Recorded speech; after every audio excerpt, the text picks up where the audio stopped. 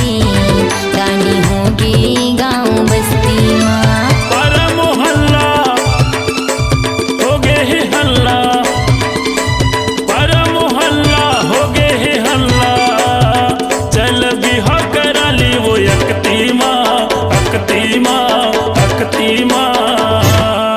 तोर माया की चर्चा रे रानी होगे गाँव बस्ती माँ। तोर माया के चर्चा वो निशा हो गे गाँव बस्ती माँ।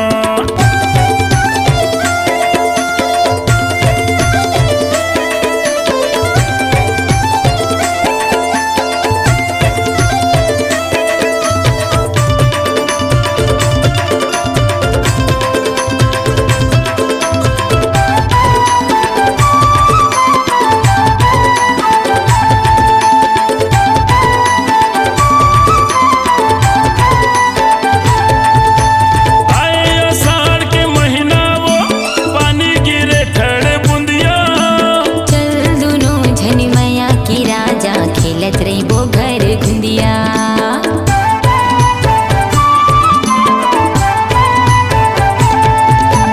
आए आषाढ़ के महीना वो पानी गिरे ठड़ बूंदिया। चल दोनों झनी मैया के राजा खेलत रही वो घर घुंदिया। चल दोनों झनी मैया के राजा खेलत रही वो घर घुंदिया। तैमूर दीवानी मैं तुर दीवाना, तैमूर दीवानी मैं तुर दीवाना, चले आवे संझा के पहाती माँ, आती माँ, आती माँ। तोर माया की चर्चा रे रानी होगे गाँव बस्ती माँ। तोर माया के चर्चा वो निशा हो गे गाँव बस्ती माँ।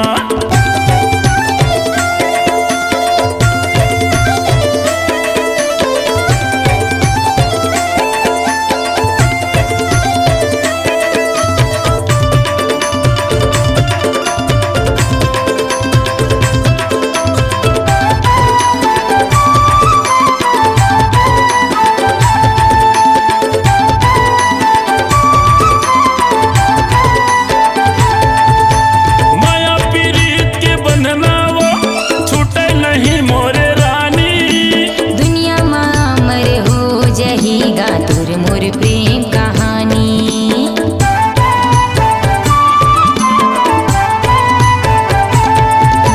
माया पीरीत के बंधना वो छूटे नहीं मोरे रानी। दुनिया माँ अमर हो जाएगा तोर मोर प्रेम कहानी। दुनिया माँ अमर हो जाएगा तोर मोर प्रेम कहानी। तै मोरे रानी मैं तोरे राजा, तै मोरे रानी मैं तोरे राजा, माया करत रही वो दिन राती माँ, राती माँ, राती माँ। तोर माया की चर्चा रे रानी होगे गाँव बस्ती माँ। तोर माया के चर्चा वो निशा हो गे गाँव बस्ती माँ। तोर माया की चर्चा रे रानी होगे गाँव बस्ती माँ। तोर माया के चर्चा